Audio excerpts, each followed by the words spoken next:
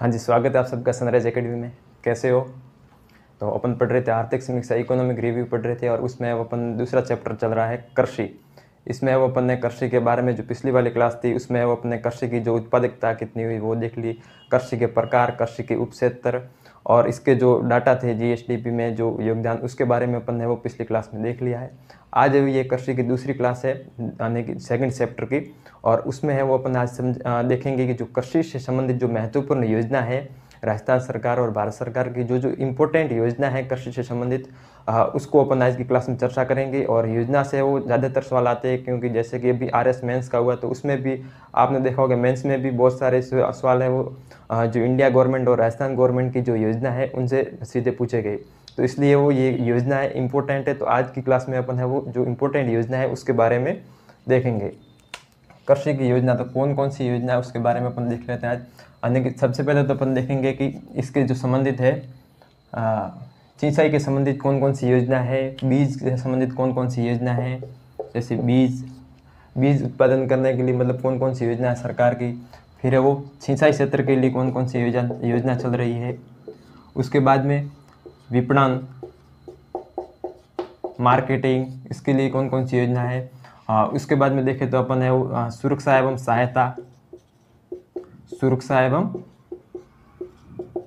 सहायता, इससे संबंधित कौन कौन सी योजना चल रही है। और उसके बाद में देखें तो अपन अवसंरचना, इंफ्रास्ट्रक्चर से संबंधित जो कृषि अवसंरचना है उससे संबंधित कौन कौन सी योजना है, अवसंरचना संबंधित जो भी योजना है उसको अपन देखेंगे। तो ये वो बीज, सिंचाई, विपणन, सुरक्षा और जल संसाधन, इसके बारे में भी देखेंगे। जल संसाधन की जल की स्थिति क्या है, भूजल की उसकी स्थिति क्या है। तो आज की क्लास में इन जो टॉपिक है इन पर जो योजना है इनकी उसको अपन देखेंगे। सबसे पहले देखते हैं कि बीज, कृषि में जो बीज है उसमें वो बीज से संबंधित कौन कौन सी राजस्थान सरकार की योजना है उसको अपन देखते हैं। सबसे पहले बीज यानी कि इसमें सबसे पहले अपन देखें तो राजस्थान में मुख्यमंत्री बीज स्वावलंबन योजना है। सबसे पहली योजना कौन सी है? सबसे पहली योजना है मुख्यमंत्री, अपन बीज से संबंधित जो बीज से संबंधित वो योजना देख रहे हैं, बीजों से संबंधित है वो जो योजना, ठीक है। तो इसमें सबसे पहले मुख्यमंत्री बीज स्वावलंबन योजना है। मुख्यमंत्री बीज स्वावलंबन योजना, इस योजना में क्या प्रोविजन है, कब शुरू हुई और इसके जो उद्देश्य क्या है, इनके बारे में अब आप चर्चा कर रहे हैं, ठीक है। तो देखते हैं ये योजना है वो शुरू कब हुई। तो ये योजना 2017 में शुरुआत, जो फैक्ट महत्वपूर्ण बात है वही अपन लिखेंगे, शुरुआत 2017 में।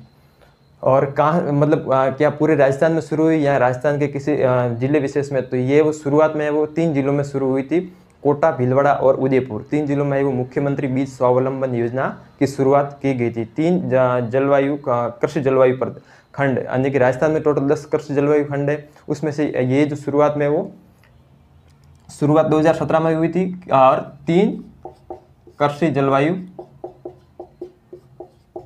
जलवायु खंड, और वो कौन कौन से थे? 3। तो सबसे मतलब कोटा, दूसरा उदयपुर और तीसरा वो भीलवाड़ा।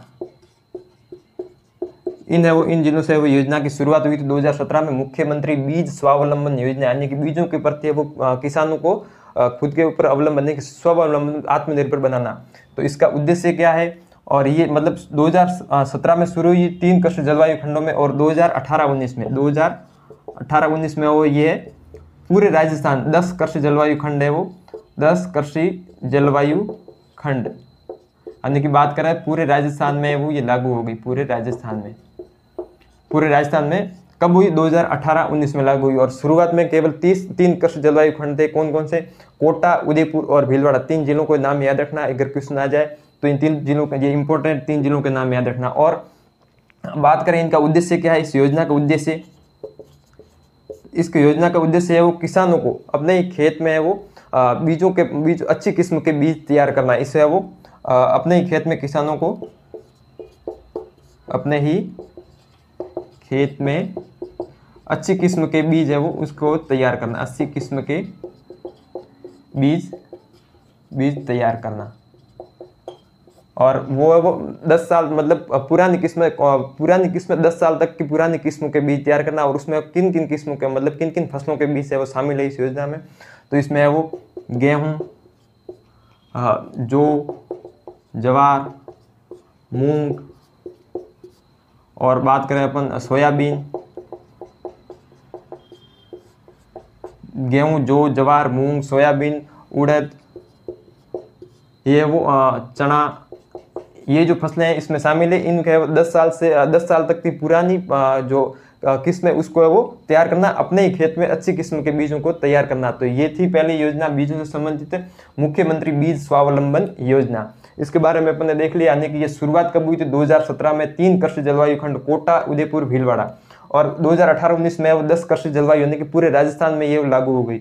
इनका उद्देश्य अपने खेत में अच्छी किस्म के बीज तैयार करना किसानों को। और कौन कौन सी फसलें, तो गेहूं, जौ, जवार, मूंग, सोयाबीन, उड़द, चना, और भी ये थोड़ी बहुत फसलें, इनके है वो 10 साल तक की पुरानी किस्मों के है वो अच्छी किस्म के बीज तैयार करना इन योजना का उद्देश्य है। अब दूसरी देखें बीजों से संबंधित दूसरी योजना, तो वो कौन सी है, बीज मिनी किट, यानी कि जो मृदा स्वास्थ्य, मृदा में जिस पोषक तत्व की कमी है, उस जो मृदा सॉइल हेल्थ कार्ड है उसके आधार पर है वो, सॉइल हेल्थ कार्ड के आधार पर कि भाई जो मृदा स्वास्थ्य कार्ड बनाया जाता है कि आपकी जो मृदा है उसके वो लेबोरेटरी में टेस्टिंग किया जाता है, और उसमें वो ये पता लगाया जाता है कि भाई इसमें सोडियम की कमी या मैग्नीशियम की कमी या और भी जो सूक्ष्म पोषक तत्व होते हैं उसकी कमी है। तो उसके अनुसार है वो बीज के मिनी किट उपलब्ध करवाए जाते हैं। दूसरी योजना है वो बीज मिनी किट। इसमें किसको उपलब्ध करा, जो महिला कृषक है उनको उपलब्ध करवाए जाते हैं। और यह है वो जो महिला कृषकों को सॉइल हेल्थ कार्ड यानी कि जो मृदा स्वास्थ्य कार्ड आता है उसके आधार पर ये पता लगाया जाता है कि भाई इस मृदा में कौन कौन से सूक्ष्म पोषक तत्व कमी है, तो उसका वो प्रबंधन करवाया जाता है और महिला कृषकों को वो सूक्ष्म पोषक तत्व है वो उपलब्ध करवाए जाते हैं। और उसके बाद देखें तो इसमें वो जो महिला कृषक होती है, महिला कृषक उसको है वो महिला कृषकों को अच्छी किस्म के वो बीज उपलब्ध करवाना,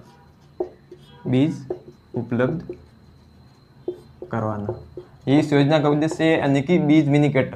तो ये बीजों से संबंधित योजना है, जो सॉइल हेल्थ कार्ड है उसके आधार पर जो पोषक तत्वों की कमी है और उस आधार पर पता लगाया जाता है, और फिर वो अच्छी किस्म के वो बीजों को उपलब्ध करवाया जाता है। तो ये थी अपने बीजों से संबंधित जो यही महत्वपूर्ण योजना अभी वर्तमान में जो चल रही है यही है। अब अपन देखते हैं कि जो सिंचाई व्यवस्था उससे संबंधित है वो कौन कौन सी योजना है। सिंचाई से संबंधित योजना, सिंचाई के लिए वो प्रधानमंत्री कृषि सिंचाई योजना चल रही है भारत में, मतलब वो एक बहुत ही इंपॉर्टेंट योजना प्रधानमंत्री कृषि सिंचाई योजना। ये योजना है जो प्रधानमंत्री कृषि सिंचाई योजना, इसका वो जो वित्त पोषण है राज्य और केंद्र कितना हिस्सेदारी राज्य और वो केंद्र सरकार की है, तो इसमें है वो 60:40। यानी कि यदि कोई प्रोजेक्ट है, ये सिंचाई से संबंधित प्रोजेक्ट है, उसमें यदि लाख रुपए का खर्चा आता है, लाख रुपए की वित्त की जरूरत होती है, तो उसमें 60 तो केंद्र और 40,000 है वो 60,000 केंद्र सरकार देगी और 40,000 है वो राज्य सरकार देगी। यानी कि वित्त पोषण में 60:40 का है वो इसमें अनुपात रहेगा।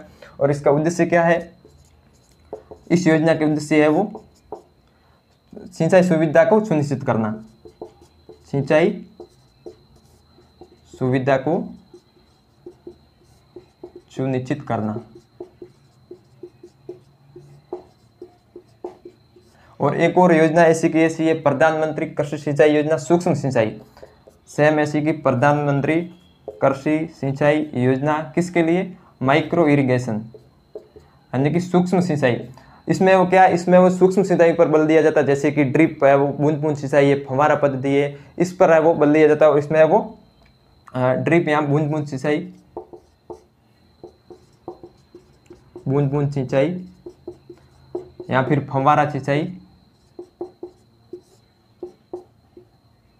फव्वारा पद्धति को है वो सिंचाई के रूप में अपनाना, फव्वारा पद्धति को अपनाना। ये इसका योजना का उद्देश्य है। और इसमें भी वो जो अनुपात है वो 60:40 का अनुपात है केंद्र और राज्य के बीच में। और जो प्रधानमंत्री कृषि सिंचाई योजना, इसमें वो क्या कार्य किया जाता है, तो इसमें वो जो फार्म पॉन्ड होते हैं, खेतों में तालाब बनाना और इससे जो संबंधित जो गतिविधियां होती है उसको है वो ये वो दिखता है। और इसका वो जो नोडल विभाग है, प्रधानमंत्री कृषि सिंचाई योजना का जो नोडल विभाग है अपने राजस्थान में, वो कौन सा है, उद्यानिकी विभाग। ध्यान रखें, उद्यानिकी विभाग को नोडल विभाग बनाया गया है। और ये इसका कार्य क्या है, तो ये जो फार्म पॉन्ड है यानी योजना का वो सिंचाई सुविधा को सुनिश्चित करना इसका उद्देश्य। जो फार्म पॉन्ड बनाए जाएंगे इस योजना के तहत, यानी कि खेतों में जो तालाब और इनसे संबंधित जो भी गतिविधियां होगी उसका वो क्रियान्वयन कौन करवाएगा, तो उद्यानिकी विभाग, इसको वो नोडल विभाग बनाया गया है। फार्म पॉन्ड एवं संबंधित गतिविधियां,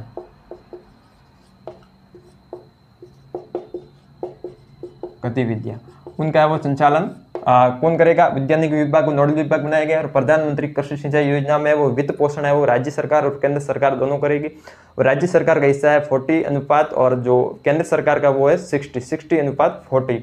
और दूसरी है प्रधानमंत्री कृषि सिंचाई योजना जो सूक्ष्म सिंचाई के लिए, इसमें जो माइक्रो इरिगेशन होती है, सूक्ष्म सिंचाई जैसे कि बूंद बूंद सिंचाई, ड्रिप इरिगेशन और जो स्प्रिंकलर या फुहारा सिंचाई होती है उसको उस पर है वो बदल दिया जाता है, यानी कि सिंचाई के रूप में इस पद्धतियों को अपनाना।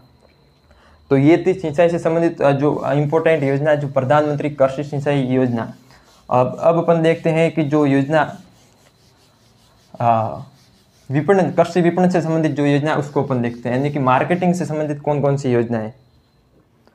मार्केटिंग से संबंधित जो योजना देखें उससे पहले अपन देख लेते हैं कि जो उत्पादकता से संबंधित, यानी कि कृषि का उत्पादन कैसे बढ़ाया जाए, उससे संबंधित जो योजना है उसको पहले देख लेते हैं। उत्पादन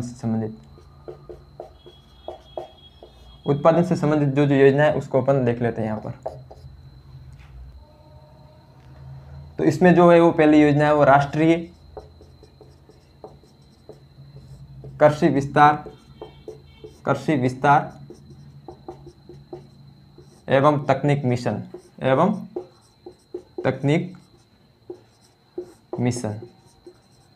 राष्ट्रीय मतलब ये केंद्र सरकार की योजना है और इसका वो उद्देश्य क्या है, तो किसानों के मध्य समन्वय स्थापित करना तथा उसके वो बेहतर संसाधन उपलब्ध करवाए जाना है और किस प्रकार से जो खेती है उसमें वो टेक्नोलॉजी का इस्तेमाल करके उत्पादकता को बढ़ाया जाए, ये इस योजना का उद्देश्य है। और इसमें इसके 3 सब मिशन, यानी कि कृषि उत्पादकता के लिए एक सब मिशन, इसके 3 सब मिशन है या उप मिशन है, वो अपन देखते हैं। उप मिशन कृषि के लिए उत्पादकता बढ़ाने के लिए कृषि उत्पादकता। दूसरा बीज एवं रोपण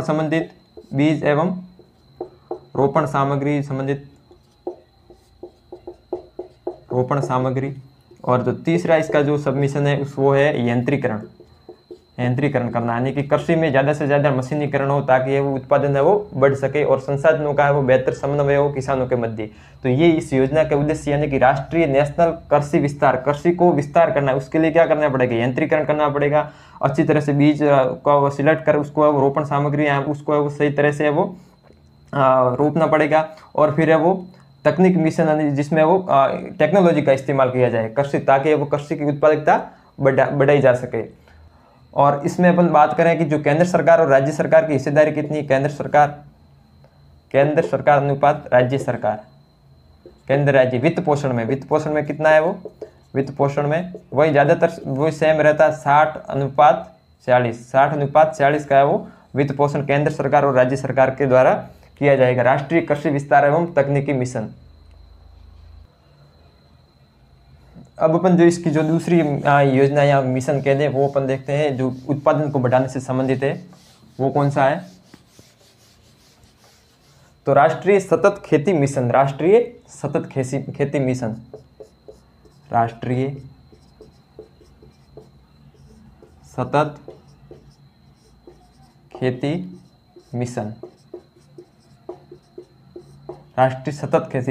सस्टेनेबल खेती मिशन। इसमें वो बात करें कि वित्त पोषण की, तो केंद्र अनुपात राज्य कितना है, 60:40। ऐसे भी क्वेश्चन पूछे जाते हैं कि जो केंद्र वित्त पोषण में केंद्र और राज्य सरकार के वो हिस्सेदारी कितनी है, योगदान कितना है, तो 60:40 है वो केंद्र अनुपात राज्य इसका है वो इसमें वित्त पोषण करेंगे। और इसके भी उपमिशन है, इसके भी उपमिशन है। पहला तो अपन देखें कि पहला कौन सा है इसके लिए, रेन फेड एरिया डेवलप करना, रेन फेड एरिया का विकास करना, यानी कि वर्षा आधारित जो क्षेत्र है उनको उनका वो संरक्षण किया जाए ताकि वर्षा के जल को संरक्षण किया जाए और बेहतर है वो जो उत्पादकता को उसको बढ़ाई जाए सिंचाई सुविधा उपलब्ध करवाकर। इसका जो दूसरा सब मिशन है वो क्या है, तो इसका जो दूसरा सब मिशन है वो मृदा स्वास्थ्य कार्ड है, सोइल हेल्थ मृदा स्वास्थ्य कार्ड, मृदा स्वास्थ्य कार्ड। इसमें एक तो जो मृदा की जो टेस्टिंग होती है उसकी संख्या बढ़ाना, जो लेबोरेटरी में जो टेस्ट करते हैं और उसको वृहद स्तर पर ले जाना, और दूसरा है वो मृदा की है वो मृदा के कार्ड जारी करना, और जो तीसरा है इसके अनुसार है जो मृदा के अब कार्ड जारी कर दिए, जो मृदा में उसका लेबोरेटरी में टेस्ट हो गया, अब उसका पता चल गया है कि इस मृदा में इस पोषक तत्वों की कमी है, तो उस पोषक तत्वों का प्रबंधन करना। इसका एक तो कार्ड उपलब्ध करवाना और है वो दूसरा है वो इसकी जो सेवाओं को बढ़ाना, यानी मृदा टेस्टिंग जो लेबोरेटरी सेवा उसको बढ़ाना ताकि वो वृहद स्तर पर वो मृदा की जांच हो सके। और उसका दूसरा अपन देखें तो है वो पोषक तत्वों का प्रबंधन, पोषक तत्वों का प्रबंधन करना मृदा के अनुसार। और तीसरा अपन इसका सबमिशन देखें तो तीसरा कौन सा है, वानिकी फॉरेस्ट्री, यानी कि इसमें वो ये देखा जाता है कि इसमें वो ये होता है कि जो मृदा या फसल उसके साथ साथ है वो वनों को भी ये ध्यान दिया जाए, जैसे कि एग्रो फॉरेस्ट्री कहते हैं, कृषि वानिकी, उसमें वो पेड़ पौधों को उगाया जाता है ताकि उससे भी लाभ प्राप्त किया जाए। तो वानिकी पर इसका वो सबमिशन है राष्ट्रीय सतत खेती मिशन में वो पहला है रेनफेड एरिया डेवलप करना, दूसरा है राष्ट्रीय स्वास्थ्य कार्ड, मृदा स्वास्थ्य कार्ड को है वो जारी करना और उसका पता लगाना कि मृदा में किस पोषक तत्वों की कमी है और उस पोषक तत्वों का है वो प्रबंधन करना। और ये इसके उपमिशन देख रहे हैं, उपमिशन। और तीसरा है वो वानिकी से संबंधित, यानी कि वानिकी के एरिया को भी डेवलप करना ताकि वो पेड़ पौधे उगाकर है वो खेती को है वो सतत रूप से आगे बढ़ाया जाए बिना किसी पर्यावरण प्रदूषण किए बिना, यानी कि ज़्यादा पेड़ होंगे तो उसमें वो कार्बन डाइऑक्साइड कम होगी और तो इससे वो सतत रूप से वो कृषि का विकास होगा। और चौथा देखें तो इससे है वो परंपरागत कृषि को बढ़ावा देना, परंपरागत कृषि, यानी कि जो परंपरागत चल से आ रही कृषि विधियां उसको है वो बूस्ट करना है, उसको है वो बढ़ाना, परंपरागत कृषि विधियों को। और अपन बात करें जो ये मृदा स्वास्थ्य कार्ड है ये शुरू कब हुआ, तो 2019 फरवरी, ये इम्पोर्टेंट क्वेश्चन पूछा जा सकता है, मृदा स्वास्थ्य कार्ड की शुरुआत कब हुई, तो 19 फरवरी 2015। कहाँ से, सूरतगढ़ श्री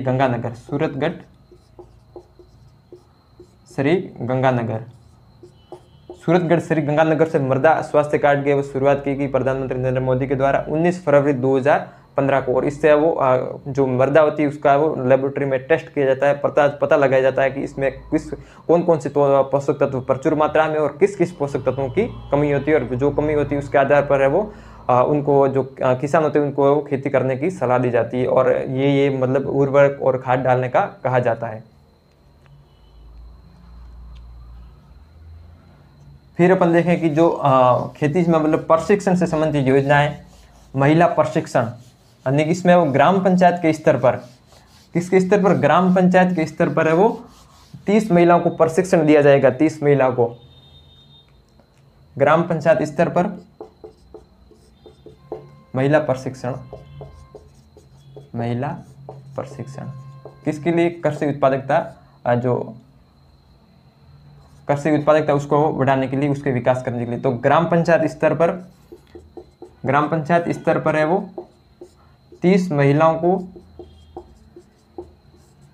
कितने दिन का वो प्रशिक्षण दिया जाता है, एक दिन का वो 30 महिलाओं को प्रशिक्षण दिया जाता है। और इनको वो जो कितने रुपए मिलते हैं, मतलब एक दिन के प्रशिक्षण के, तो 30 महिलाओं और 3000 रुपये इसको दिए जाते हैं, 3000 रुपये, 3000 एक दिन का। ग्राम पंचायत का स्तर पर है वो महिलाओं कृषकों के लिए प्रशिक्षण का आयोजन किया जाता है एक दिवस के लिए, और इसमें वो 30 महिलाओं को प्रशिक्षण दिया जाता है और इसका वो जो पैसे कितने, तो 3000 रुपये की वित्त पोषण किया जाता है।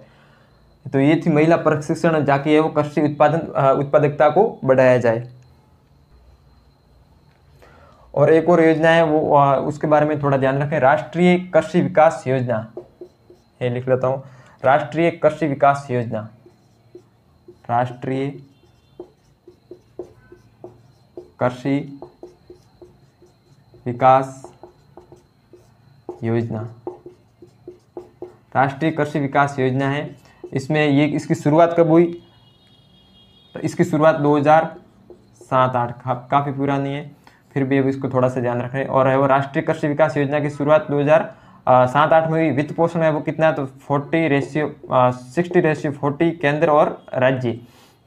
और बात करें इसका उद्देश्य क्या है, तो कृषि क्षेत्र में निवेश को बढ़ाना, कृषि क्षेत्र में निवेश को बढ़ाना ताकि उत्पादकता में वृद्धि हो सके।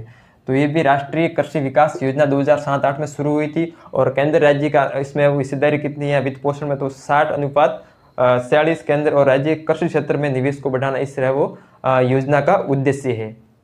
अब अपन नेक्स्ट जो योजना है उसको देखते हैं, वो सौर ऊर्जा आधारित सौर पंप परियोजना, सौर ऊर्जा आधारित सौर पंप परियोजना। कौन सी योजना अपन देख रहे हैं? सौर ऊर्जा आधारित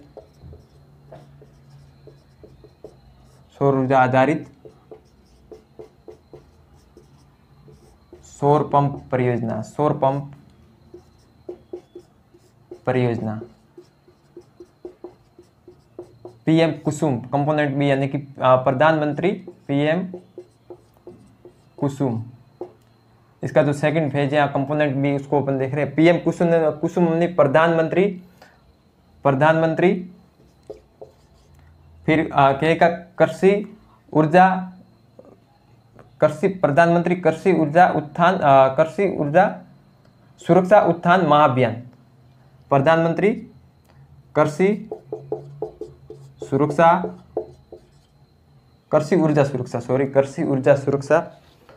उत्थान, कृषि ऊर्जा, इसका पूरा नाम है पीएम कुसुम का, प्रधानमंत्री कृषि ऊर्जा सुरक्षा उत्थान महाअभियान,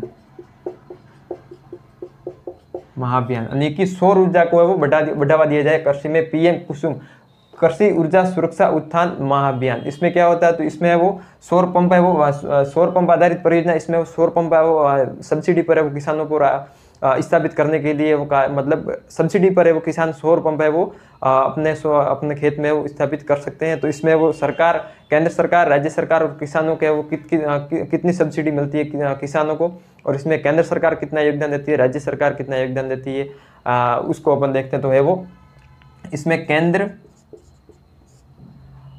और फिर है वो बैंक से कितना ऋण मिलेगा उस किसान को जो सौर संयंत्र स्थापित करने के लिए, और है वो किसान अपने खुद जेब से कितना देगा।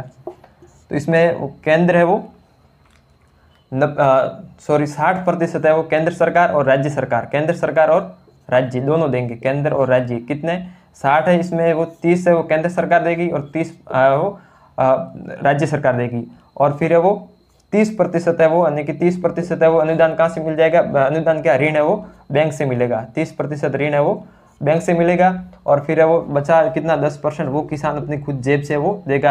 अपने खेत में सौर पंप स्थापित करने के लिए केंद्र सरकार और राज्य सरकार कितना अनुदान देती है, सब्सिडी? तो वो 60 यदि 100 रुपये का खर्चा आता तो उसमें 60 मान लो, 60 में 30 रुपये वो केंद्र सरकार और 30 है वो राज्य सरकार। फिर है वो किसान को बैंक से वो ऋण कितना मिलेगा? तो 30% बैंक से ऋण मिल जाएगा। और फिर है वो 10% है वो किसान अपनी जेब से वो देगा, और उसमें वो सौर पंप है वो अपने खेत में यहाँ स्थापित कर सकता है ताकि सौर ऊर्जा को बढ़ावा दिया जाए। और इसका जो मंत्रालय है वो कौन सा है? इसका मंत्रालय कौन सा होगा? ये इसी से संबंधित होगा मंत्रालय भी। तो नवीन एवं नवीनीकरणीय ऊर्जा मंत्रालय, नवीन एवं नवीनीकरणीय ऊर्जा मंत्रालय, ये इसका है वो मंत्रालय है। सबसे पहला वो सौर पंप कहाँ पर स्थापित किया गया था? सबसे पहला सौर पंप है वो फर्स्ट सोलर संयंत्र लिख लेते हैं, सोलर संयंत्र कहाँ पर स्थापित किया गया था? तो बालोजी गांव, बालोजी, ये क्वेश्चन आप पूछा जा चुका है कि बालोजी गांव है वो प्रथम सौर संयंत्र कहाँ स्थापित किया गया? तो बालोजी कोटपूतली में, बालोजी गांव कहाँ है, कोटपूतली में, वहाँ पर है वो इस योजना के तहत प्रथम है वो सोलर पंप है वो बालोजी गांव में स्थापित किया गया था। और इसमें वो केंद्र सरकार, राज्य सरकार, केंद्र, राज्य और बैंक और किसान को कितना वो वित्त पोषण है वो करना पड़ता है, या फिर यूँ के किसान को वो केंद्र सरकार, राज्य सरकार से कितनी सब्सिडी मिलती है और है वो बैंक से कितना ऋण मिलता है। तो इसके बारे में ये सौर आधारित सोलर पंप परियोजना ही है।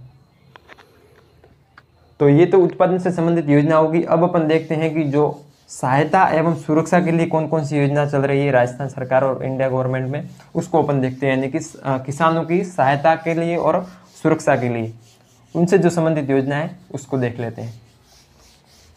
सहायता और सुरक्षा,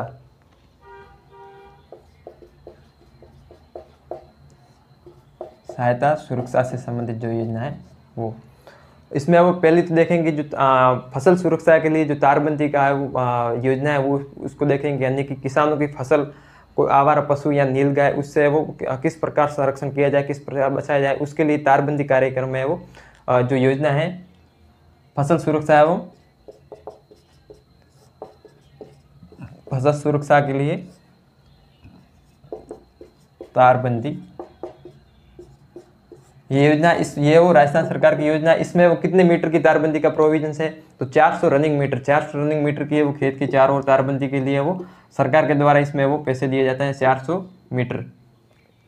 तो फसल की सुरक्षा के लिए जो नीलगाय उससे वो जो और भी जो पशु होते हैं उनसे वो फसल की सुरक्षा के लिए योजना चल रही है।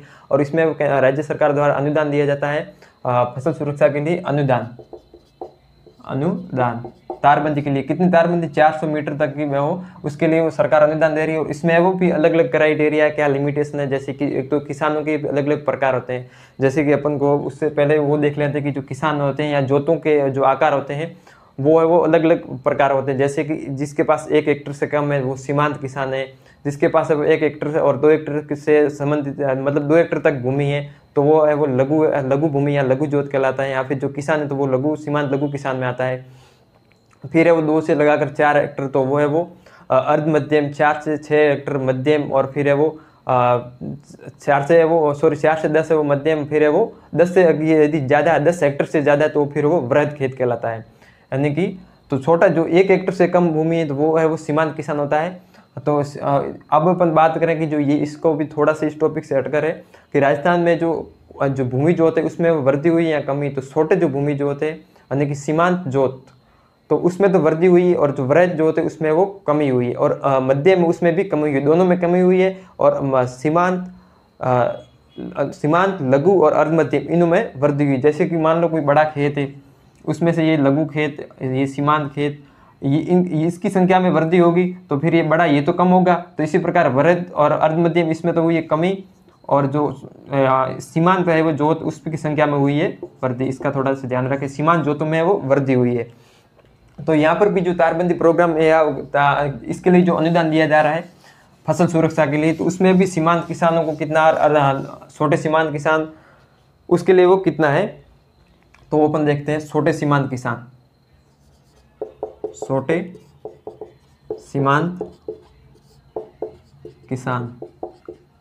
और इधर सीमांत किसान,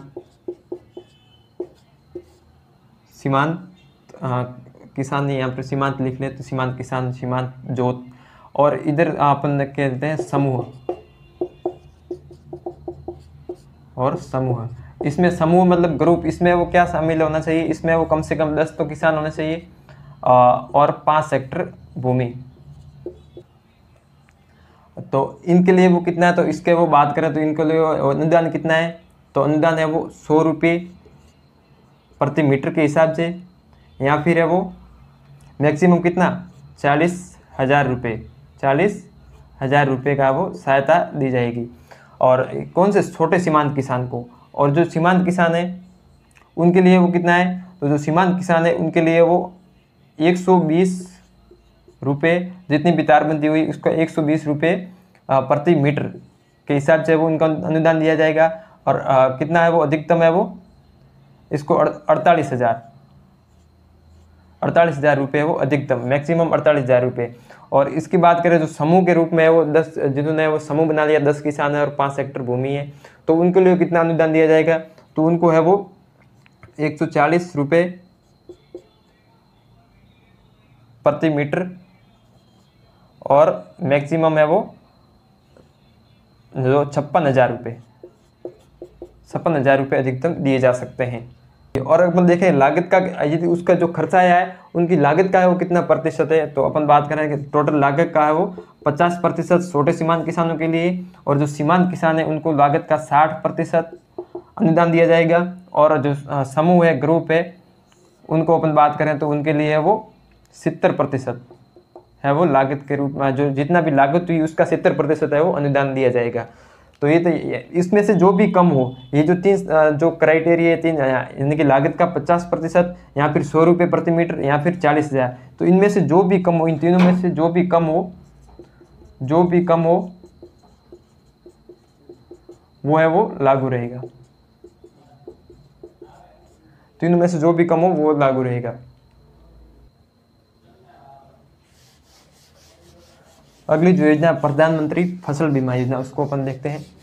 प्रधानमंत्री फसल बीमा योजना जिसके वो कब शुरुआत हुई और उसमें क्या प्रोविजन है, उसको अपन देखते हैं। प्रधानमंत्री फसल बीमा योजना,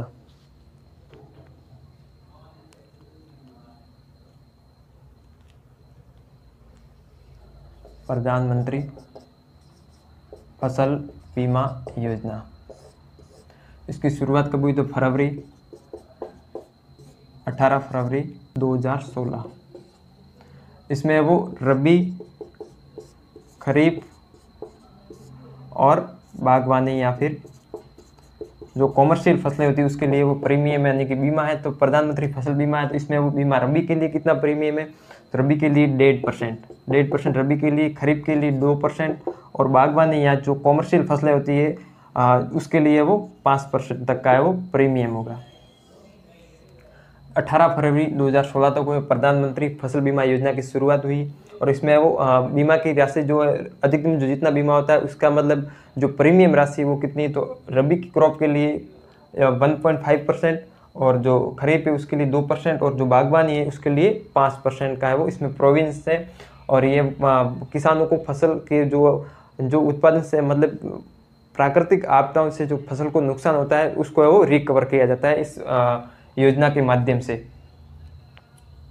तो ये होगी प्रधानमंत्री फसल बीमा योजना। अब अपन देखते हैं कि जो कृषि क्षेत्र में जो अध्ययनरत छात्र है उसको है वो उनको उच्च अध्ययन के लिए वो सरकार के द्वारा कितना है वो मतलब पैसे दिए जा रहे हैं। तो उसको अपन देखते हैं कि जो भी एग्रीकल्चर से वो 12th या फिर स्नातक, स्नातकोत्तर या फिर PhD करता है तो उसको है वो कितने रुपए मिलते हैं। केवल ये छात्राओं को ही मिलते हैं। जैसे कि कोई छात्रा एग्रीकल्चर में 12th या उच्च माध्यमिक, ऐसा लिख सकते हैं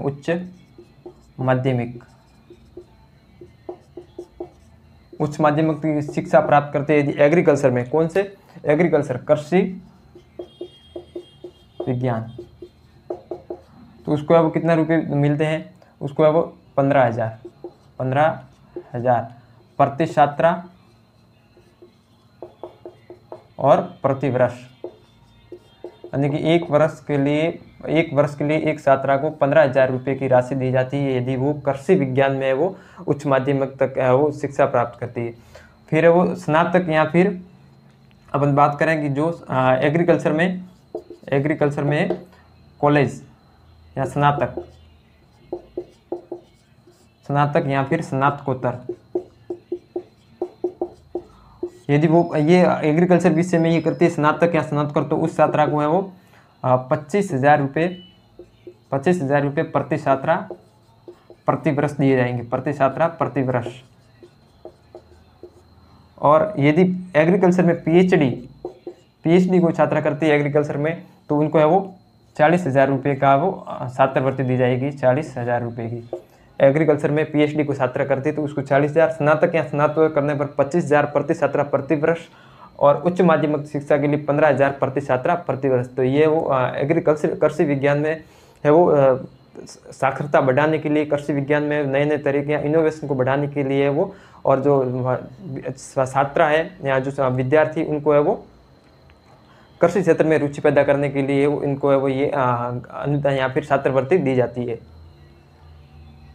तो ये तो कृषि विज्ञान से संबंधित जो छात्रा हैं उनको है वो उच्च शिक्षा या फिर उसके लिए जो कृषि विज्ञान में बढ़ावा देने के लिए उस शिक्षा में जो कृषि विज्ञान सब्जेक्ट को है वो बढ़ावा देने के लिए वो छात्रवृत्ति प्रदान की जाती है। अब अपन देखते हैं कि जो विपणन से संबंधित योजना है, कृषि विपणन से संबंधित वो कौन कौन सी योजना है उसको देख लेते हैं। कृषि विपणन, विपणन यानी मार्केटिंग, विपणन, इससे संबंधित है वो कौन कौन सी योजना है उसको देख लेते हैं। तो सबसे पहले तो कृषक कल्याण कोष कब बनाया गया, तो इसके बारे में देखेंगे। कृषि निदेशालय, जैसे कि बात करें कि कृषि निदेशालय, इसकी स्थापना कब हुई? कृषि निदेशालय की स्थापना 1974 में, 1974 में कृषि निदेशालय की स्थापना की गई। और कृषक कल्याण कोष बनाया गया है, यानी कि जो कृषि किसानों के लिए उसका वो रुपये का फंड बनाया गया है, मतलब कोष बनाया गया है, वो है वो फरवरी 2019 में, फरवरी 2019 में कृषक कल्याण कोष, कृषक कल्याण कोष बनाया गया है। और वो कितने, शुरुआत में तो 1000 करोड़ रुपए का था, 1000 करोड़ का, लेकिन अब वर्तमान में वो कितना है तो 7500 करोड़ रुपए का, 7500 करोड़ रुपए का कृषक कल्याण कोष बनाया गया है। उससे वो किसानों को है वो उनमें से वो राशि प्रोवाइड की जाएगी कृषक कल्याण कोष से, ताकि वो किसानों का कल्याण किया जा सके। सॉरी, ये फरवरी 2019 नहीं, यहाँ पर दिसंबर 2019 से 16 दिसंबर 2019 को कृषक कल्याण कोष बनाया गया। और ये शुरुआत में 1000 करोड़ की राशि थी, लेकिन उसको वो 7500 करोड़ रुपए की राशि कर दी गई है बढ़ाकर। और कृषि अवसंरचना है, तो यदि कोई इन्वेस्ट करता है कृषि अवसंरचना के लिए,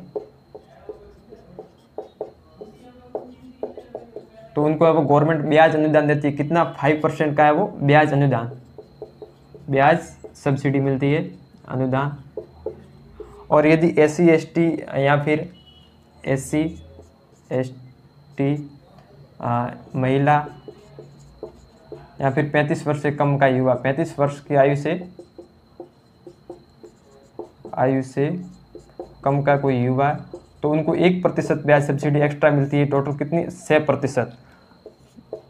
6% ब्याज अनुदान मिलता है। यदि कोई SC ST महिला है या फिर 35 वर्ष से SC ST महिला या फिर 35 वर्ष से जो कम आयु के युवा है, उनको है वो ब्याज सब्सिडी 1% एक्स्ट्रा 6% ब्याज पर है वो। यदि कोई कृषि अवसंरचना का में इन्वेस्ट करता है, यदि कोई किसान है और वो अपने घर पर कोल्ड स्टोरेज बनाना चाहता है, तो फिर है वो उसके लिए वो 5% ब्याज अनुदान है, लेकिन इनके लिए वो 1% एक्स्ट्रा ब्याज अनुदान है। टोटल 6% ब्याज है वो ब्याज सब्सिडी के रूप में मिलता है, 6%। और अपन बात करें तो इसमें यदि कोई किसान अपने फल फूल सब्जियां 300 किलोमीटर से अधिक दूरी पर है वो बेच रहा है परिवहन के लिए, तो उसको वो 3 लाख रुपए दिए जाते हैं। 300 किलोमीटर से अधिक यदि कोई किसान फल फूल अपने या फिर जो कृषि प्रोडक्ट है उसको है वो 300 किलोमीटर या फिर इससे अधिक है वो का परिवहन करता है, तो उसको है वो 3 लाख रुपये की सब्सिडी दी जाती है, 3 लाख रुपये। और बात करें जो कृषि प्रसंस्करण या फिर फूड प्रोसेसिंग जो प्रोडक्ट होते हैं, कृषि प्रसंस्करण या फिर अपन बात करें जो प्रसंस्कृत अनाज होते हैं, उसको यदि कोई निर्यात करता है या उसको बेचता है, तो उनको है वो 3 वर्ष के लिए 15 लाख रुपए, ये वो कृषि प्रोसेसिंग फूड जो होता है उसको वो बढ़ा देने या कृषि उत्पादक प्रोसेसिंग जो प्रोडक्ट होते हैं उसको वो निर्यात करने के लिए यदि कोई करता है, तो 3 वर्ष के लिए 15 लाख रुपए वो दिए जाते हैं। अब बात करें अगली, तो मतलब जो आगे की जो योजना है वो है किसान कलेवा योजना। इसमें क्या होता है किसान कलेवा योजना? इसमें जो कृषक होता है उसको या फिर किसान उसको वो मंडी में सब्सिडी पर है वो भोजन मिलता है 5 रुपये, यानी कि किसान कलेवा योजना। इस योजना की शुरुआत कब हुई? शुरुआत 2014 में।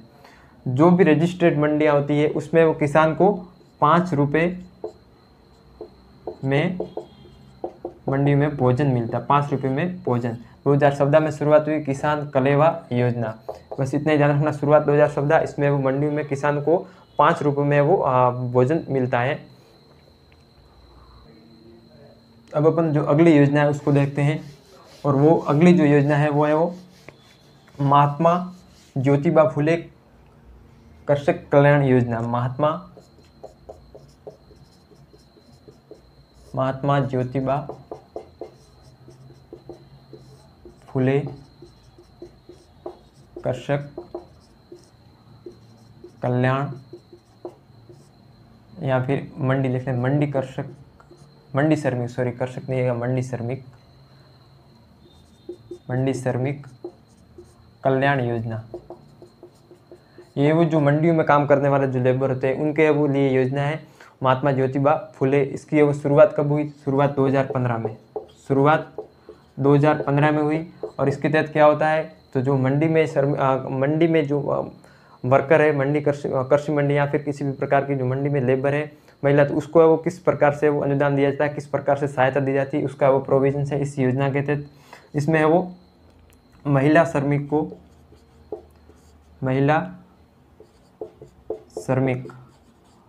उसको है वो प्रसूति काल में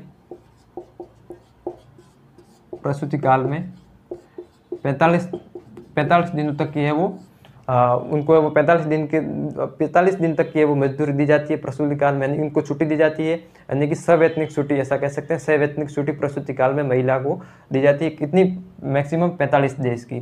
फिर उसमें विवाह के लिए क्या योजना है, इसी से संबंधित है, यानी कि इसी योजना में महिला श्रमिक के विवाह के लिए क्या योजना है?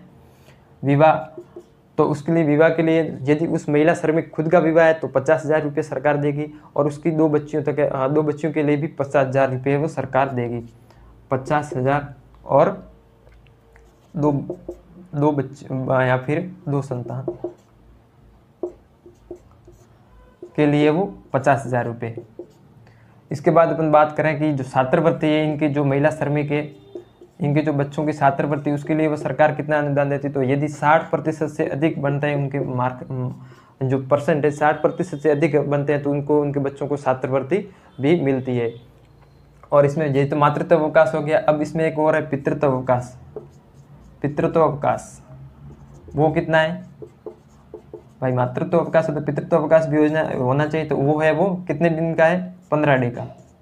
15 डे का है वो पितृत्व अवकाश है, और 45 डे का मातृत्व अवकाश। इसमें वो स्वास्थ्य से संबंधित क्या योजना है? स्वास्थ्य, तो इसमें गंभीर बीमारी होने पर 20,000 रुपये की सहायता सरकार के द्वारा की जाती है। यानी कि महात्मा ज्योतिबा फुले कृषि मंडी या फिर मंडी श्रमिक कल्याण योजना के लिए वो शुरुआत 2015 में हुई थी।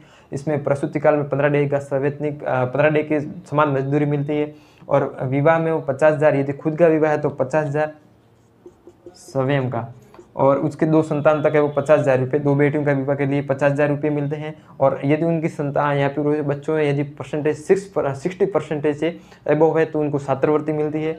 और पितृत्व अवकाश 15 डे का इसमें इस योजना के तहत। और महिला श्रमिक को है वो स्वास्थ्य की गंभीर बीमारियाँ, तो उसके लिए 20,000 रुपये का अनुदान सरकार के द्वारा व्यय किया जाता है। और एक ऐसी की ऐसी, ये तो महात्मा ज्योतिबा फुले योजना होगी। इसमें एक और है सावित्रीबाई फुले योजना, यहाँ पर देख लेते हैं। सावित्रीबाई फुले योजना, इसमें भी है वो महिला कृषकों को है वो अपन कह सकते हैं वित्तीय समावेशन को बढ़ाने के लिए भी एक कह सकते हैं योजना है। महिला सावित्रीबाई फुले, वो ज्योतिबा फुले थी, ये सावित्रीबाई फुले, सावित्रीबाई फुले। इसमें क्या होता है? इसमें यदि कोई महिला 50,000 रुपये तक का है वो भुगतान प्राप्त करती है तो उसका वो 1,000 रुपये का है वो डीबीटी के माध्यम से उसको है वो अनुदान सीधा उसके खाते में दिया जाएगा। यानी कि 50,000 से या 50,000 तक ई भुगतान प्राप्त करें कोई महिला, तो फिर उनको है वो उनका वो डीबीटी के माध्यम से 1,000 रुपये उसके वो खाते में डाल दिए जाएंगे, 1,000 रुपये, ताकि है वो जो बाजार है या फिर अपन बात करें मार्केटिंग है तो वो बढ़े और साथ ही वित्तीय समावेशन भी बढ़े। तो ये थी सावित्रीबाई फुले योजना। अब जो अगली योजना है वो है वो प्रधानमंत्री सूक्ष्म खाद्य उद्योग उन्नयन योजना। प्रधानमंत्री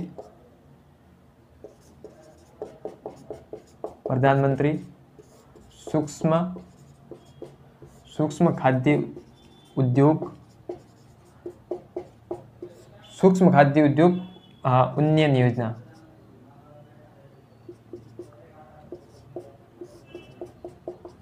योजना। ये वो कब से कब तक है, तो 2020 से 2025 5 वर्ष के लिए, 2020-21 से 2025 तक 5 वर्षों के लिए है। और इसमें क्या होता है, जो प्रधानमंत्री सूक्ष्म खाद्य प्रसंस्करण उद्योग उन्नयन योजना, खाद्य प्रसंस्करण उद्योग, प्रोसेसिंग इंडस्ट्री। अपन बात करें इसमें वित्त पोषण का जो अनुपात है वो कितना, तो 60:40, 60:40 केंद्र और ये राज्य। इसका जो विभाग, नोडल विभाग कौन सा, तो राजस्थान राज्य कृषि विकास बोर्ड, राजस्थान राज्य कृषि विकास बोर्ड, इसको है वो नोडल विभाग बनाया गया है। और ये जो योजना को क्रियान्वयन कराने का ये बोर्ड कार्य करता है। इसमें 60:40 का अनुपात है, केंद्र सरकार राज्य सरकार 5 वर्षों के लिए है। और ये प्रधानमंत्री जो सूक्ष्म खाद्य प्रसंस्करण उद्योग है उनका उन्नयन किस प्रकार किया जाए, उनके उद्देश्य से ये योजना चलाई जा रही है। अब अपन जो अगले है वो मतलब जो ये तो कृषि विपणन संबंधित योजना होगी। अब अपन देखते हैं कि जो अवसंरचना या इंफ्रास्ट्रक्चर से संबंधित कौन कौन सी योजना है भारत सरकार और राज्य सरकार की, उसको अपन देखते हैं। इंफ्रास्ट्रक्चर, अवसंरचना से संबंधित, अवसंरचना से संबंधित जो योजना उसको देखते हैं। तो सबसे पहले तो इसमें इंफ्रास्ट्रक्चर संबंधित योजना है कि जो एग्रो फूड पार्क है, यानी कि प्रत्येक जिले में एक तो मिनी फूड पार्क बनाए जाएंगे। मिनी फूड पार्क प्रत्येक जिले में होंगे। और भारत सरकार द्वारा 3 मेगा फूड पार्क है जो बनाए जा रहे हैं। और है वो रिको, राजस्थान जो इंडस्ट्रियल के लिए वो उसको वृद्धि करने के लिए या उसको फिर वित्त पोषण करने के लिए या फिर राजस्थान उद्योगों की स्थिति को सुदृढ़ करने के लिए एक संस्था है जिसको अपन रिको कहते हैं। उस रिको के द्वारा भी 4 एग्रो फूड पार्क स्थापित किए गए हैं, वो उसको अपन देखते हैं। यानी कि पहला तो प्रत्येक जिले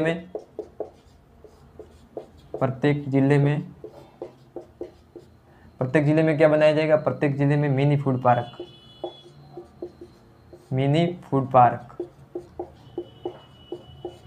और रिको के द्वारा RIICO रिको के द्वारा 4 एग्रो फूड पार्क बनाए जाएंगे। एग्रो फूड पार्क वो कौन से रिको के द्वारा स्थापित किए कि 4 एग्रो फूड पार्क कहाँ पर है, कौन से जिले में, उसको अपन देखते हैं। इसमें सबसे पहले तो है वो जोधपुर में बोरानाडा जोधपुर, यहाँ पर एग्रो फूड पार्क स्थापित किया गया। दूसरा है वो रानपुर कोटा, दूसरा agro food park.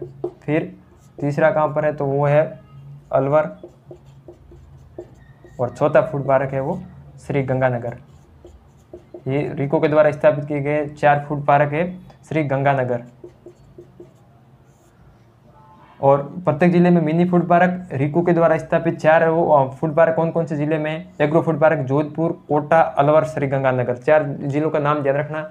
Boranada Jodhpur, Boranada तो केवल जिले का नाम याद रखना, जोधपुर और फिर कोटा, अलवर, श्री गंगानगर। जोधपुर, कोटा, अलवर, श्री गंगानगर, ठीक है। और फिर वो भारत सरकार द्वारा मेगा फूड पार्क भी स्थापित किए गए हैं। मेगा फूड पार्क, ताकि जो फूड से संबंधित जो भी ये वस्तुएं होती, प्रोडक्ट होती है, उनका है वो निर्यात बढ़ाया जा सके, उनका है वो संवर्धन किया जा सके। उसके लिए कौन से कहाँ पर है वो मेगा फूड पार्क स्थापित किए गए हैं, तो है वो रूपनगढ़ अजमेर। फिर मथानिया की क्या फेमस है, मथानिया, पता है मथानिया की जो मिर्च होती है, लाल मिर्च, वो फेमस है। कहाँ पर है मथानिया, जोधपुर। और फिर पलाना, प्लाना कहाँ पर है? बीकानेर। यहाँ पर है वो भारत सरकार के द्वारा 3 है वो मेगा फूड पार्क स्थापित की जाएंगे। और फिर है वो रिको के द्वारा 4 है वो agro food park Jodhpur, Kota, Alwar और श्रीगंगानगर। और प्रत्येक जिले में क्या बनेगा? प्रत्येक जिले में मिनी फूड पार्क बनाया जाएगा। अब अपन बात करते हैं कि जो जल संसाधन है उसकी हमारे क्या स्थिति है, जल दोहन कितना हो रहा है, कितनी रेट के साथ जल का दोहन किया जा रहा है, तो इसके बारे में अपन बात कर रहे हैं। जल संसाधन और इसमें वो कौन कौन सी वो परियोजना चल रही है। तो जल संसाधन में सबसे पहले तो जल संसाधन, इसमें अपन देखते हैं कि जो आर्थिक समीक्षा 2023-24 के अनुसार है वो राज्य में कितना है वो अतिरिक्त है वो सिंचाई सुविधा को अतिरिक्त सिंचाई सुविधा वो उपलब्ध करवाई गई है। और कितने लाख हेक्टर में है वो सिंचित क्षेत्र है। तो बात करें 39.36 लाख हेक्टर, 39.36 लाख हेक्टर यहाँ पर है वो सिंचाई सुविधा उपलब्ध है। और पिछले वर्ष की तुलना में है वो 28,700 है वो इतने लाख हेक्टर अतिरिक्त, 28,700 हेक्टर है वो अतिरिक्त सिंचाई सुविधा उपलब्ध करवाई गई। आर्थिक समीक्षा 2023-24 के अनुसार 28,700 हेक्टर अतिरिक्त। और टोटल है वो सिंचित क्षेत्र कितना है? 39.36 लाख हेक्टर। अब अपन आगे बात करें इसके कौन कौन सी जो परियोजना है वो चल रही है, कौन कौन सी परियोजना है। तो अभी वर्तमान में जो 8 तो वृहद परियोजना है, वृहद परियोजना कितनी है? 8। मध्यम परियोजना वो कितनी है? 5। और जो लघु परियोजना है वो कितनी चल रही है? तो वो है 41 परियोजना। ये वो अभी वर्तमान में वो परियोजना चल रही है। जिसमें वृहद परियोजना की बात करें तो जैसे ERCPF और परवन परियोजना है और नवनेरा बैराज है, नर्मदा जो राजस्थान के नर्मदा है वो बाड़मेर और जालोर के वो वृहद क्षेत्रों में सिंचाई सुविधा उपलब्ध करवा रही है। तो ये वृहद परियोजना है। ऐसी 8 वृहद परियोजना है। और मध्यम कितनी है? 5। अपन बात करें मध्यम की तो जैसे हथियादह कहाँ पर है? हथियादह वो चित्तौड़गढ़ में। लाहासी कहाँ पर है? 12। लाहासी परियोजना 12। और फिर गागरीन, यहाँ लिख लेता हूँ गागरीन कहाँ पर है? झालावाड़। फिर तकली परियोजना कहाँ पर है? कोटा। तकली परियोजना कोटा। जो 5वीं परियोजना है, 5वीं है वो गरदड़ा बूंदी। ये 5 है वो मध्यम परियोजना है। और लघु कितनी है? लघु है वो 41 परियोजना है वो लघु परियोजना है। और वृहद है वो 8 है, मध्यम 5। ये वो वर्तमान में जो परियोजना है वो चल रही है। और अपन बात करें जल संसाधन के जो संबंधित परियोजना है जैसे कि राष्ट्रीय मरु जल संसाधन पुनर्गठन परियोजना, किसके वो वित्त सहयोग से चल रही है? तो वो है वो राष्ट्रीय मरु जल संसाधन पुनर्गठन परियोजना। इसमें वो वित्त पोषण कौन कर रहा है? तो NDB new development bank, NDB। इसमें कितना वित्त पोषण है वो NDB कर रही है, न्यू डेवलपमेंट बैंक। और कितना तक? 70%। कब तक के लिए? तो ये 7 वर्षों के लिए योजना है, 7 वर्षों के लिए। इसमें कौन कौन से जिले हैं वो लाभान्वित होंगे? तो इसमें जैसे कि बात करें जैसलमेर, जोधपुर, नागौर, बाड़मेर, सूरू, सीकर, झुंझुनू और श्रीगंगानगर, हनुमानगढ़, ये वो इससे वो लाभान्वित होंगे मरु जल संसाधन पुनर्गठन। इसमें वो जैसलमेर, बाड़मेर, कौन कौन से जिले लाभान्वित हो रहे हैं उसको देखेंगे। जैसलमेर, बाड़मेर, जोधपुर, फिर श्रीगंगानगर या फिर नागौर, श्रीगंगानगर, और हनुमानगढ़। इसके साथ चूरू, सीकर और झुंझुनू। ये है वो जिले, इससे वो लाभांश हो रहे हैं। जल संसाधन पुनर्गठन 70% तक वित्त पोषण कौन कर रहा है? न्यू डेवलपमेंट बैंक वित्त पोषण 7 वर्षों के लिए। और ये जैसलमेर, बाड़मेर, जोधपुर, नागौर, श्रीगंगानगर, हनुमानगढ़, चूरू, सीकर, झुंझुनू, बीकानेर, ये वो जिले इनसे लाभान्वित होंगे।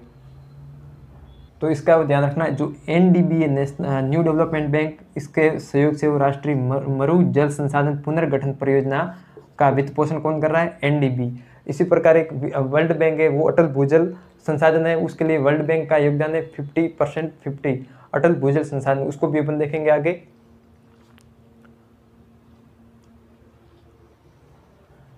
अब अपन देखते हैं राष्ट्रीय जल क्षेत्र आजीविका जल सुधार योजना, आजीविका सुधार योजना, उसके बारे में देखते हैं। राष्ट्रीय जल क्षेत्र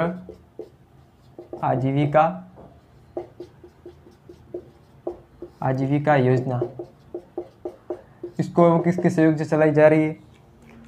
इसका वित्त पोषण कौन कर रहा है? जाइका एक जापान की संस्था है, ये इनका वित्त पोषण कर रहा है, वित्त पोषण। और 11 वर्षों के लिए ये योजना है। इसी के साथ बात करें राष्ट्रीय जल क्षेत्र आजीविका योजना की, तो ये है वो, इसमें वो 27 जिले, कितने जिले? 27 जिले लाभान्वित होंगे, 27 जिले लाभान्वित, 27 जिले। इससे जो अगली योजना है वो है ERCP, यानी कि पूर्वी राजस्थान नहर परियोजना।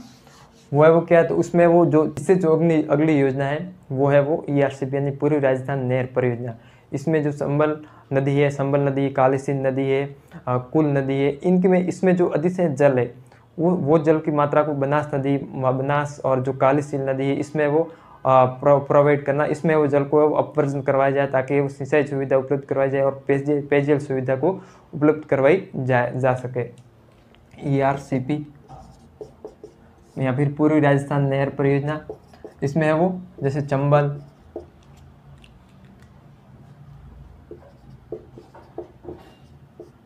कालीसिंध,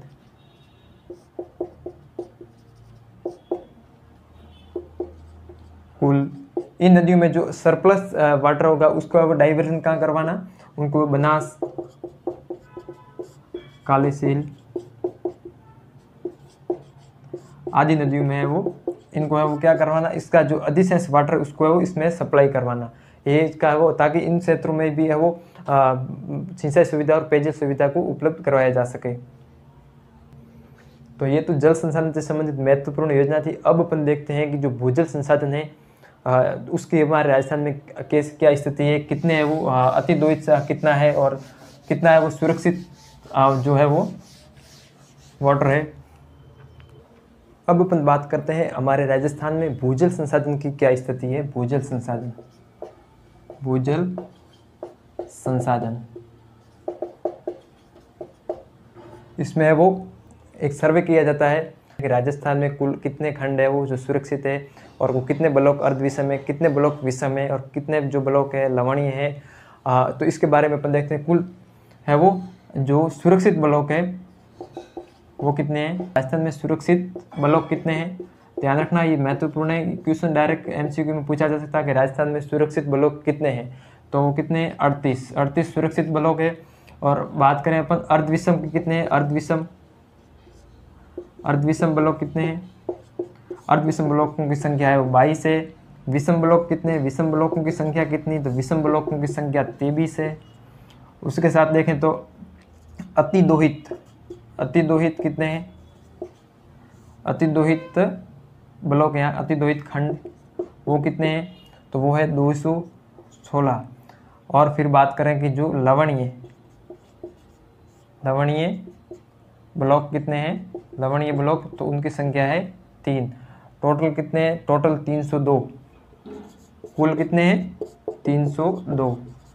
इसको जोड़ोगे कितने, 8 2 10, 10 और 13 3 हाँ 302, टोटल कितने हैं 302। इसमें है वो सुरक्षित बलों की संख्या है वो 38 है। जो अर्धविषम है, अर्धविषम उनकी संख्या कितनी है 22। जो विषम है, विषम ब्लॉक उसकी संख्या है 23। अति दोहित खंड कितने हैं तो 216। और जो लवणीय ब्लॉक है उनकी संख्या है वो 3। कुल कितने ब्लॉक है 302। तो इसको वो संख्या ध्यान रखें कि भूजल संसाधन की स्थिति क्या है, क्योंकि निरंतर है वो जो भूजल स्तर है वो गिरता जा रहा है, इसलिए ये इंपॉर्टेंट है। राजस्थान में तो वैसे भी जल की है वो कमी है, तो इसलिए वो इनको ध्यान रखें कि विषम कितने 22, अति दोहित 216, लवणीय 3 और सुरक्षित ब्लॉक है वो 38 है। तो इसको इसके बारे में थोड़ा सा ध्यान रखें।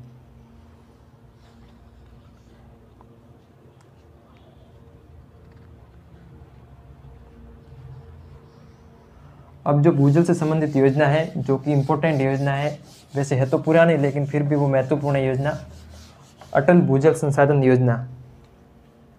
अटल भूजल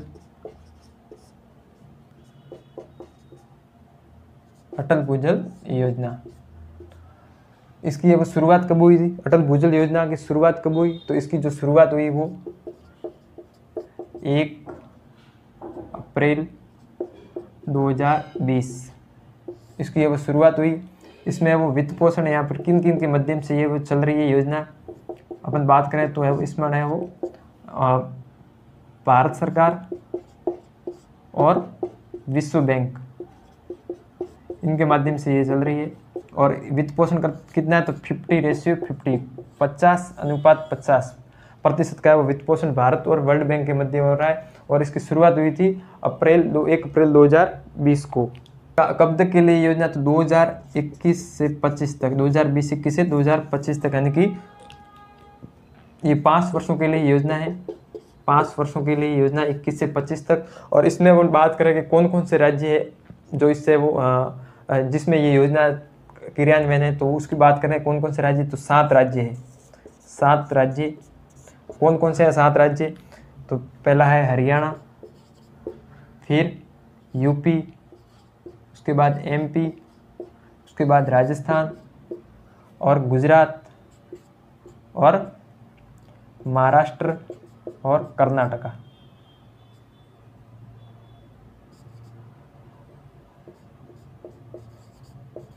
कर्नाटक कितने 7 राज्य, हरियाणा, उत्तर प्रदेश, मध्य प्रदेश, राजस्थान, गुजरात, महाराष्ट्र और कर्नाटका, ये वो 7 राज्य। इसमें वो ये योजना वहाँ पर चल रही है। इन 7 राज्यों में कब शुरू हुई, तो 1 अप्रैल 2020 को।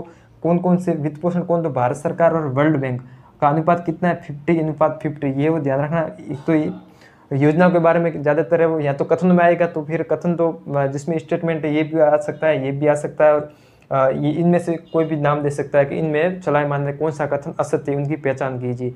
या फिर डायरेक्ट ऐसा पूछा जाता है कि अटल भूजल योजना है उसमें है वो किसके सहयोग से चल रही है, वर्ल्ड बैंक, एडीबी या फिर Asia development bank, new development bank, option में ऐसे दिए जा सकते हैं। तो फिर आपको उसमें विश्व बैंक टिक करना है। और ऐसा भी क्वेश्चन आ सकता है कि इसमें वो विश्व बैंक और भारत सरकार का है वो कितना कितना योगदान है, या फिर वित्त पोषण में कितना कितना अनुपात है, तो 50:50। तो इसके बारे में जो बारीक चीज़ें वो ध्यान रखना, क्योंकि योजना के बारे में है वो अपने को जब बारीकी की चीज़ें जब याद पता होगी तभी है वो इसका वो सवाल है वो अपन सही कर सकते हैं। चलिए तो मिलते हैं अगली क्लास में, तब तक के लिए ओके, थैंक यू।